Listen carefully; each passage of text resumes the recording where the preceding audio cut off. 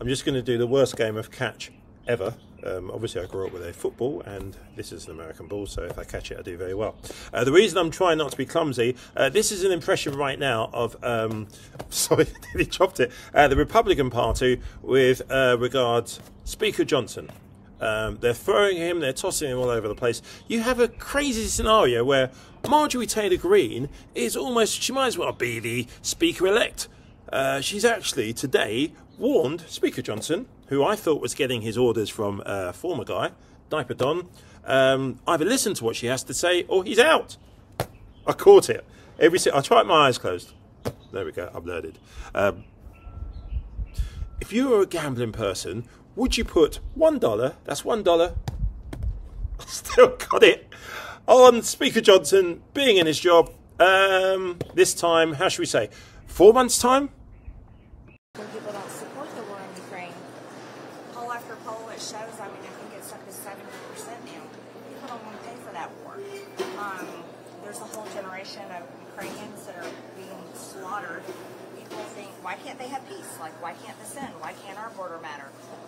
So I think it's pretty foolish to bring a funding bill to the floor on something that the American people just don't support. Do you think that it could cost him his job if he did that? I know everybody wants that headline. But you had floated the motion to vacate. No, what I had said is if our speaker trades our own border security and funds a war in Ukraine, that's a red line for me. It was the pairing of those two things. That's not what he's talking about doing. It sounds like he's talking about a standalone bill, and I think that's a really big mistake. With this Fitzpatrick bill, I mean, would that be a problem for him? I just heard about it from the press, so I guess he's doing a discharge petition. I'm sure the Democrats would support it, and listening to in our conference meeting this morning, there are Republicans in there that would support it as well. But I'm going to tell you that would be a huge mistake. The American people don't support it, and our job title is representative.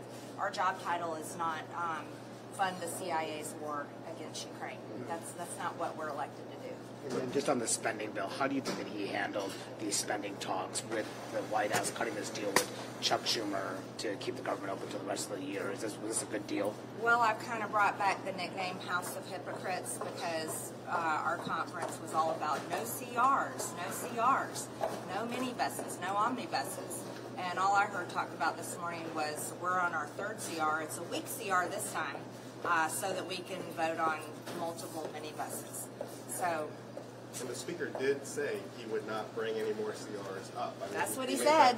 He said that. I think he told you guys that, and here we are. That's what do you make of the fact that he backtracked on it? I'm voting no. I didn't vote for Nancy Pelosi's budget last Congress. I'm not voting for Nancy Pelosi's budget this Congress. And then we have Freedom Caucus members standing up in conference. They want a year-long CR with a few changes here and there. But I can't even believe that. They want the 1% spending cut, which I think cutting spending is a great idea. But if you talk to people all over the country, yes, they're happy about the spending. Yes, they're angry about the deficit. But they're really angry about how their money is being spent. So continuing a CR, whether it's a week or a year, continues the Green New Deal, it continues DEI, and it continues the open border. So I can't imagine why any Republican would support a CR. We should have been doing our appropriation bills all along, but this is the first time hearing of any appropriations coming to the floor for a vote. Any type of form is next week, and this is we've had since October. And just lastly on impeachment, do you think on Biden impeachment, do you think we should have a vote on the articles of impeachment, even if it appears that you guys don't have the votes within your own conference, or should you guys just keep this investigation going? Well, you know, I'm a big fan of impeachment, but we'll see. I haven't seen the whip check on it yet, and we haven't finished our investigation and oversight. So I'm looking forward to a public hearing with Hunter Biden and other witnesses, and then I think we're going to move forward after that. Did the speaker or leadership? Conservatism. And that's individual freedom, limited government, the rule of law, peace through strength, fiscal responsibility, free markets, and human dignity. And under each of those, there would be subcategories. But that's what we stand for. I call them the core principles of American conservatism, but it's really... They just don't have enough ammunition now, either, nor the long-range missiles that are now being promised. They still don't have the F-16s. The pipeline is unreasonably slow, correct? And now it's all stalled in Congress. Well, Ukraine is on the precipice of losing this war. Let's just be very clear about that. Europe is scrambling to try to build up the kind of capacity, especially with respect to ammunition, that Ukraine currently relies on the United States for, but they cannot build that capacity by this spring and by this summer. The only way that we stop Putin from marching further into Ukraine, perhaps all the way to and through Kyiv, is to pass the bipartisan Ukraine supplemental bill, which has passed the Senate with 70 votes and is pending before the House of Representatives. It has the votes to pass the House of Representatives. It is just Speaker Johnson who is going to make a decision in the next couple days or weeks as to whether he wants to go down in history as the American leader who handed Ukraine to the Russians. And we do not have 2 more months. We just don't. On an average day, Ukraine is firing 20% of the rounds of ammunition that Russia is. Pretty soon, they will not be able to intercept any of the rockets that are coming for Ukrainian cities. It is in our interest as a nation to stop Putin here so we don't have to fight him somewhere else. And this decision is in the hands of one man, Speaker Mike Johnson. And I should point. Mr. Secretary, thank you for coming here and for sitting with us. And I wish you good health and a speedy recovery. We had a conversation earlier this week where I expressed my disappointment in some of the decisions that were made by you and by your team, and my personal experience being a young lieutenant in the military and what I would have expected my own self to do in those circumstances. But that's not what we should be talking about today. What we should be talking about is, rather than your health or those decisions that were made around them that are putting us as a nation and us as a world in peril, rather the inactions of Congress right now, and specifically this House right now, and specifically the Speaker of the House, Mr. Johnson, right now, is putting us and this world in peril. Last evening when I left votes, it was dark and it was raining, and I was intercepted by some people with Ukrainian flags, and one held a sign that said, "It's 1939 again." And it really struck me and literally brought tears to my eyes, because it really genuinely is, and not an exaggeration to say that it's 1939 again. When I was in Lithuania earlier this month with one of the undersecretaries of Ministry of Defense, he also was near tears with his concern about what would happen if Ukraine fell and what would happen to places like Lithuania, Estonia, Moldova, and Europe.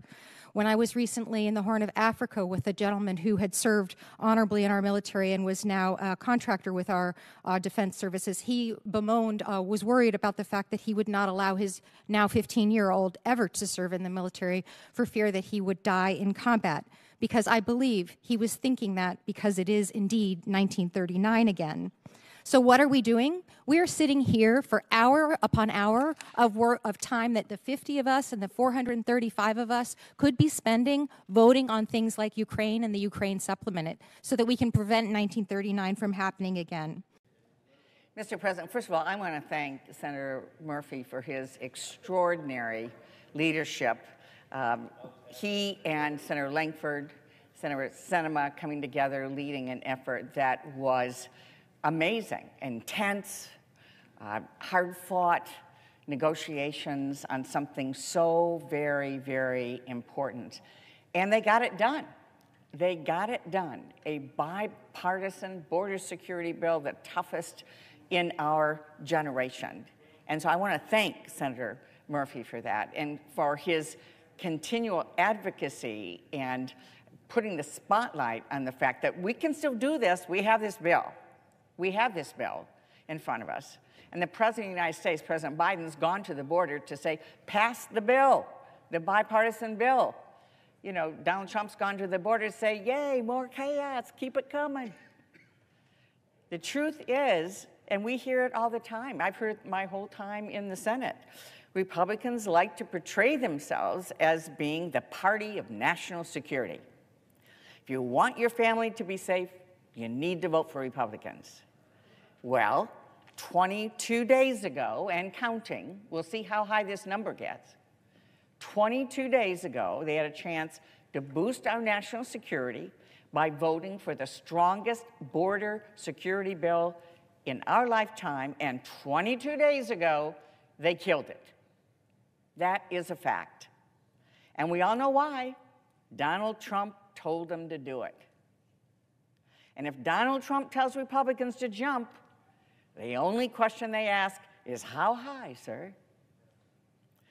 Democrats are committed to solving the challenges at the border. There are multiple issues that need to be addressed and that are addressed in this bill.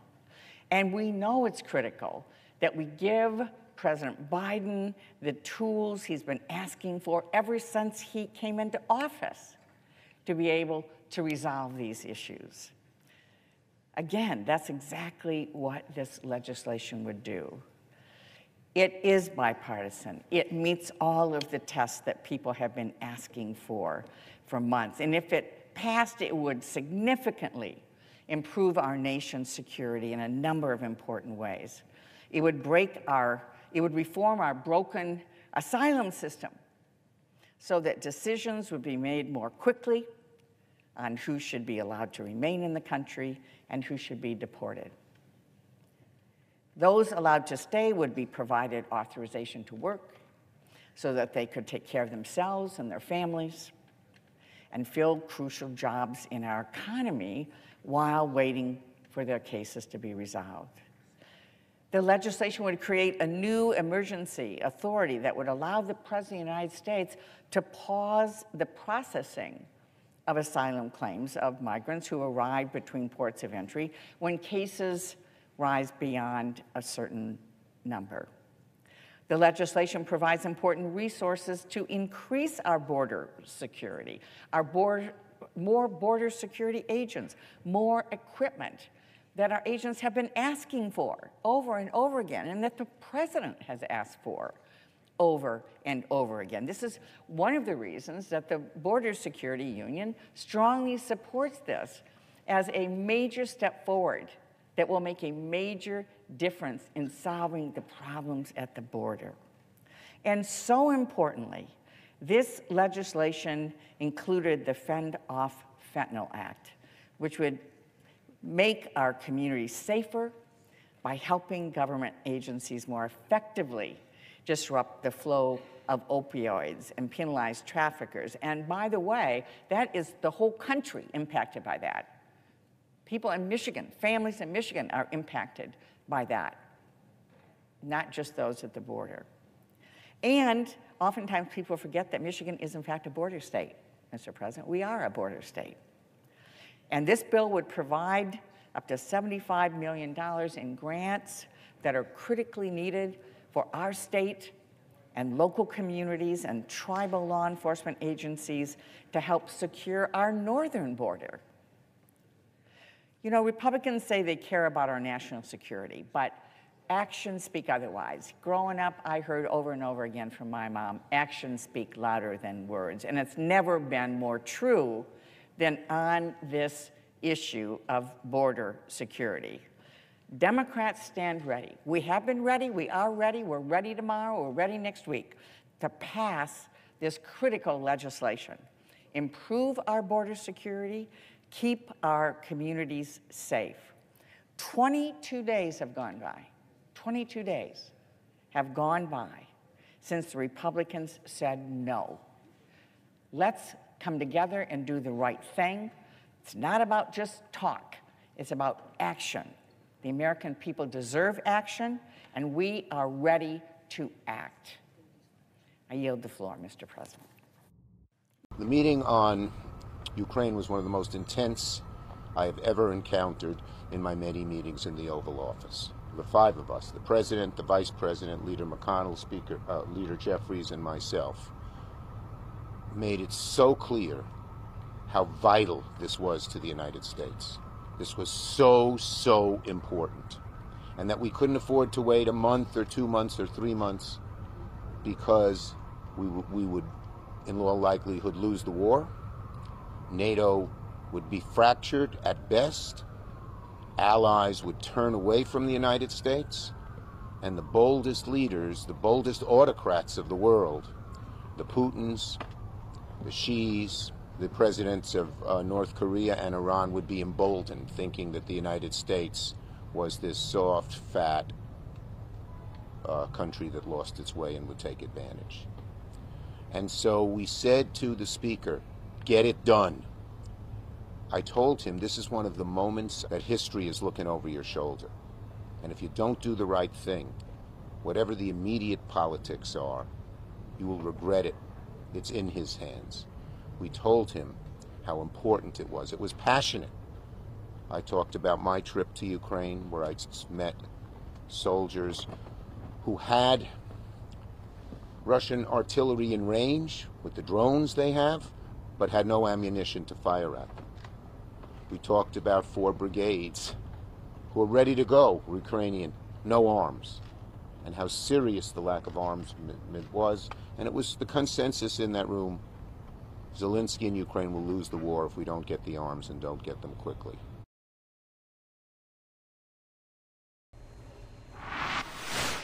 We need to get into the mode of getting things done, not punting things and pushing off in the future. How worried are you about the shutdown and the fact that you guys are coming back here with only 3 days to avoid one? We can avoid it, but it's time to get on with the deal rather than dither. And we can do it. But the problem is, he been just too indecisive? Is that your view of things? Look, we need the Speaker to be better.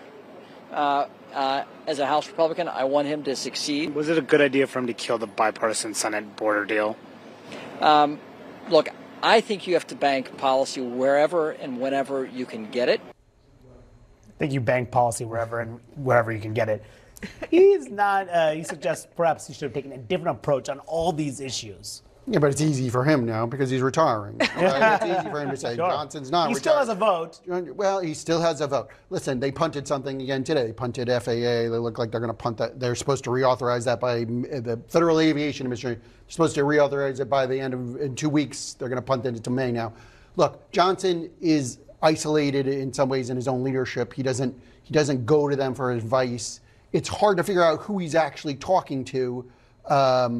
But I think, and then he's got Trump whispering in his ear. He just spent time with Trump the other day. So, like, I think it's a very difficult. I think Johnson is the personification of the split in the Republican Party and the whole House Republican Conference.